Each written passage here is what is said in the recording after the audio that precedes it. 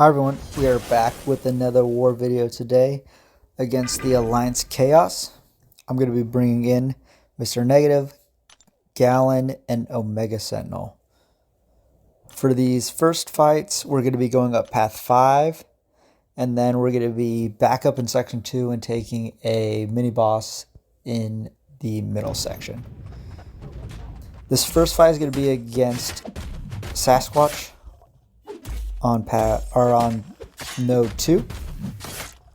The plan here is a pretty typical Mr. Negative fight. We're going to try and build to about 8 light energy, evade counter, and then keep building up to our special 3 while building light energy. We know a special 3 with 19-20 dark energy is probably not going to be enough to get is not going to be enough to get a kill instantly. So we're going to have to build up to 2 special 3s. It's not a big deal. It's going to slow us down on time, but with Mr. Negative, it's pretty easy to play around Sasquatch's Wrath and use our evade counter to get easy intercepts and easy openings to do damage. So we're going to do that here. First intercept, we're at 5 dark energy. So as long as we don't go up to 10, we're fine to do it again. We get evade counter one more time. We're up at 9. It's basically the perfect spot. And we're going to keep building up to our special 3 now as we build light energy. So he's been healing up this whole time. Not getting a ton of healing though. He's still up around 30%. We're going to throw this heavy here. Evade one more special. Evade counter. Combo up to our special 3, and this is going to end the fight. So a little on the slow side, especially if you ask certain officers in our alliance, but very safe fight and not a big issue at all. Our next fight is going to be against IDoo with Galan. The concern here is once we throw our first special one, we're going to fate seal, so we won't build planetary mass as quickly. But the bigger issue is that IDoo obviously has non-contact hits on his first medium, so there is the danger of getting cornered pretty easily on this node. And we obviously want to knock him down with a heavy at some point to start the harvest. So you're going to see me play pretty aggressive, hitting into his block quite a bit like I am now, to get him in the corner. Having correct spacing on this fight is pretty important. As you'll see, his heavies are unstoppable, so getting the reparry is important. And we're just going to do our best to bait special ones and just maintain position on this map. So we're building up. We haven't done a ton of damage yet.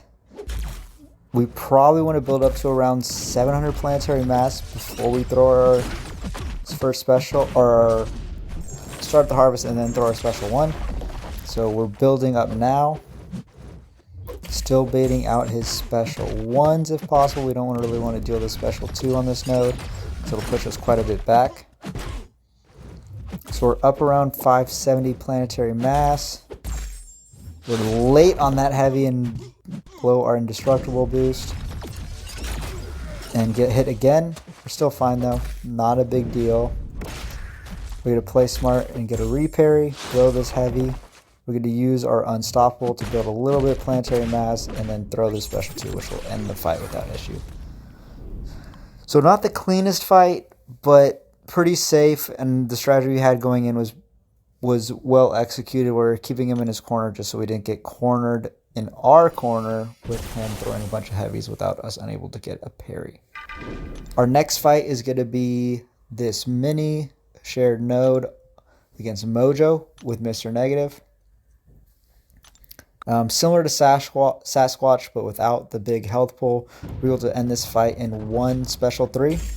So we're going to do our best to build light energy and build up to 3 bars of power. The only worry here is we do want to make sure we're just aware of his power and the hater debuffs to make sure he doesn't gain too many and it gets a little bit out of hand.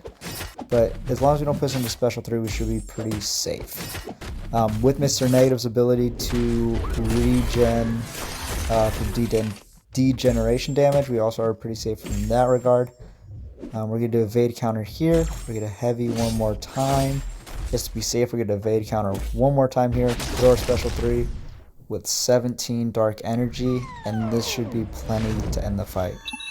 Coming out of this, we're going to make sure we hold our block just in case he throws a special 2, which, as you're going to see, he does do. Take a little bit of the block, but we'll just throw on a potion and heal back up to 100%. So, nice and quick fight.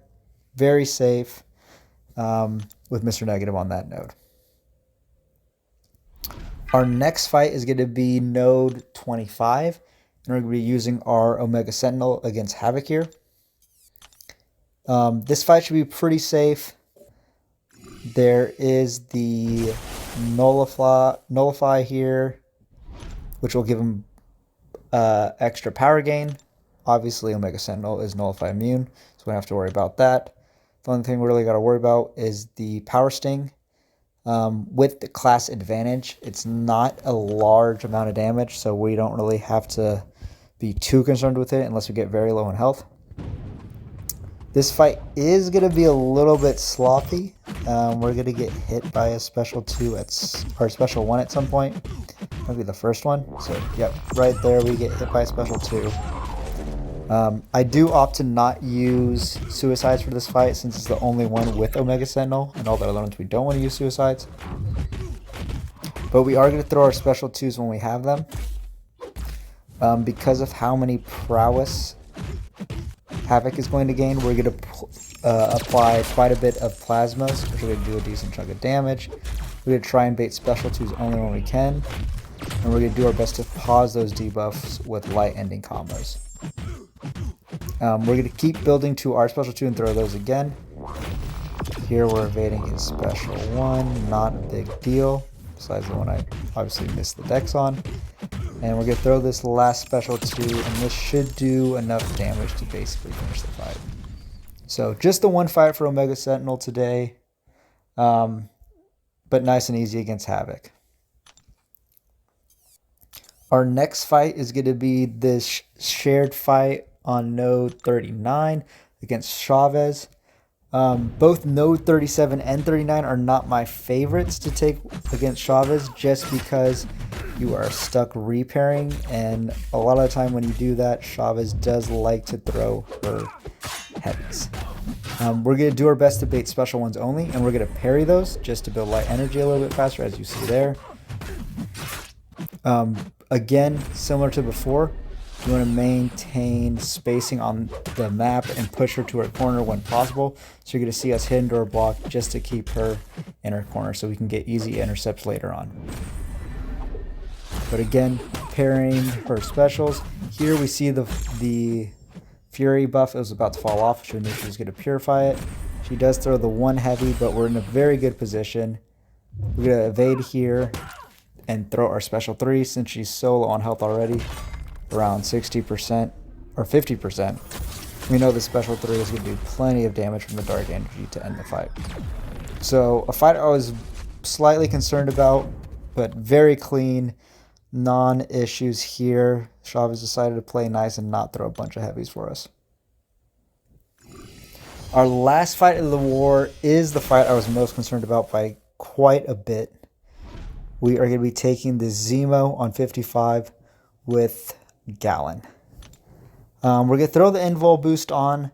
The reason I was concerned about this fight is obviously we don't want to parry, but I was concerned about after Zemo threw 4 special 1s that the disorient would reduce our block, not I want to say resistance, but the damage we would take in the block would get a little bit out of hand.